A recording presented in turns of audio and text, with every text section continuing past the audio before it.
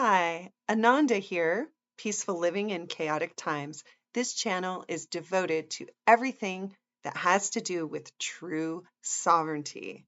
So, today I want to take you on a wild ride. We're going to talk about the difference between lawful versus legal and what this means. What is the difference between lawful versus legal? Well, lawful has to do with the law.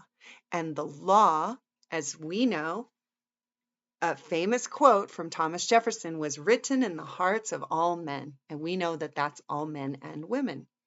So the law was written in our hearts. So if we want to learn the law, it might be a good idea for us to get in touch with our hearts because that's where the law lives. That is the living law. That is proper law. That is God's law. It's the law. And people who live within the law don't really require anything about the law because the law, as we know it here in third dimensional realm, was created for the lawless. I'm going to say that again. The law was created for the lawless. Now, why is that? Well, because we, as godly people, when we live within the law and we uphold the law, there's no need to make sure that we're upholding the law because we're just simply living it. It's natural. So in our studies, we found that Christ defined means natural. So as we go back to a more natural way of living, we become Christed. We become more natural. Now we're in harmony with our Creator God. We're in harmony with our fellow man, fellow woman. We're in harmony with Mother Nature, the animals of the earth, and so on.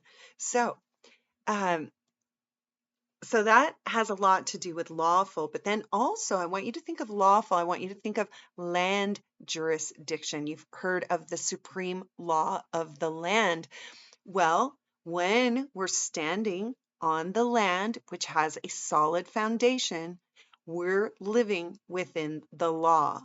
And when we enter into water jurisdiction, which is admiralty law and the world of commerce or commercial law, we're entering into the world of legalese.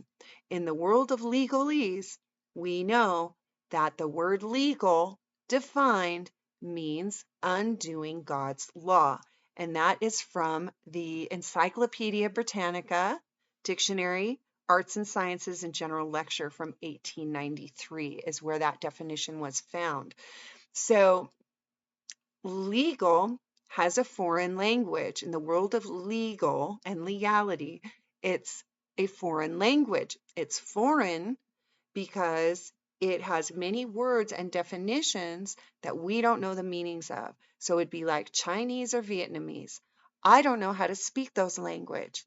Excuse me, I don't know how to speak those languages. So if I say I don't understand when I'm dealing with somebody who's talking legalese, it doesn't make me stupid or incompetent. It's just saying I don't speak the language. So legalese is a foreign language. We know that the word legal defined means undoing God's law. So their language in the foreign courts, they are foreigners, make no mistake. Their language that they speak is designed to continue to undo God's law. So it's spell casting. We know that they wear black robes and they participate in all sorts of their little rituals, if you will, like stating things 3 times and then acting like just because they stated it out loud, that now they have the authority to go ahead with their unlawful actions, right? So legalese is a world of trickery. And there was a joke that was going around in the 80s, and it was, how can you tell when a lawyer is lying? And of course, the punchline was when he opens his mouth. So anytime they open their mouth, it's assumed that they're lying because if they're speaking the words in legalese, they're speaking things to undo God's law. Brutal.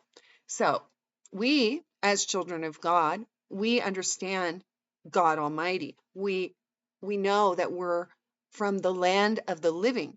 When you enter into the legal world, you're entering into the water jurisdiction, and that water jurisdiction is where you're going to use legalese, and it's all about maritime law, Roman law, otherwise known as mob rule.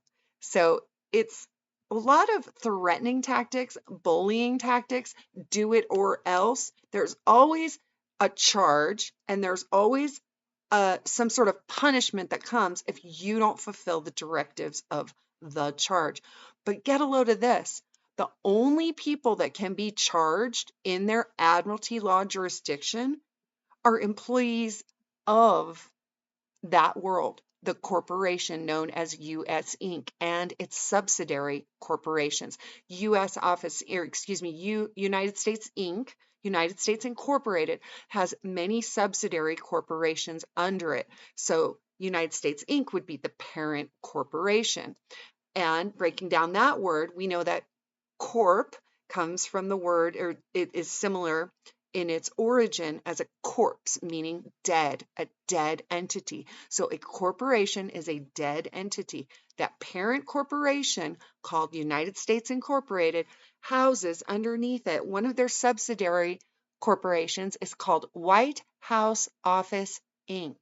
And in White House Office Inc., the last time I looked it up, it showed the CEO of the corporation to be Mr. B, who's posing as a president. He's not a president for a government, not for a legitimate government. He's actually illegitimate. And he's a CEO of a corporation. If he's the president of anything, he's the president of a corporation called White House Office Inc. So go ahead and look that up and leave your comments below if that's still true to this day. And because the reason why I say that is because they keep moving the goalpost. So it used to be the president of the corporation would be under United States Inc. But then they started with their subsidiary corporations and made the president be the CEO of those corporations. So all of these subsidiary corporations are the state of, the county of, right? And they're all, one way to know if it's a corporation, it's going to be in all capital letters. So everything I'm speaking about, corporations, subsidiary corporations, all capital letters, that all exists within the world of legalese.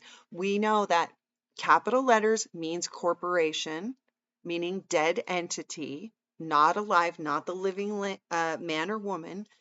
And we also know that it means legal, legalese, and doesn't have life, actually needs the living in order to push the game piece forward because it can't move on its own, like the straw man. You've probably heard the term straw man. Well, the straw man for your family name would be the all capital letters name. So you, the living man or living woman, you have a family name, and it's usually spelled in what's called title caps. Title caps is where the first letter of the name is capitalized and then the rest is lowercase. Really proper language, or excuse me, proper family name would be all lowercase. And but you do you. In the kingdom of heaven, we get to pick and choose because we're children of God and we can operate in any jurisdiction that we want. But when we go back to the land of the living, we uphold the law. We don't uphold rules, codes, ordinances of the corporation that you have to be an employee of, right, in order to play in that world. So if we declare and decree, like if I declare and decree, I am not an employee of said corporation, then their charges are null and void because they can only bring charges forth to employees of the corporation. So hopefully you'll really get a feel for this as we go. You're going to see a lot of videos coming that will really differentiate between lawful versus legal, and the different spellings that they use, proper pronunciation of the words, and proper format for administrative processes. I love you, and I hope this helps to shed light on the difference between legal versus lawful.